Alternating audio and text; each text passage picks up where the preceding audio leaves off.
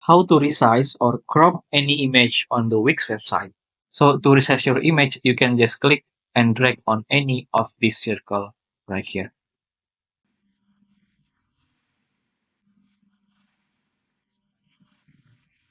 And to crop the image, you can just click on this one, crop image, and then you can just choose to drag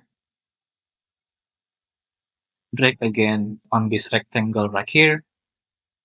And after that, you can just click on apply, or you can also customize it by shaping it in a crop or reset and just like that.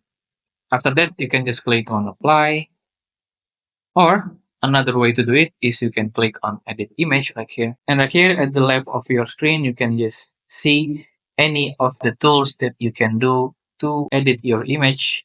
For example, on crop and extend, you can just crop the image as you like.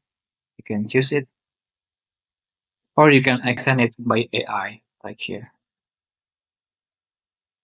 And just like that, if you find this video useful, please consider like and subscribe.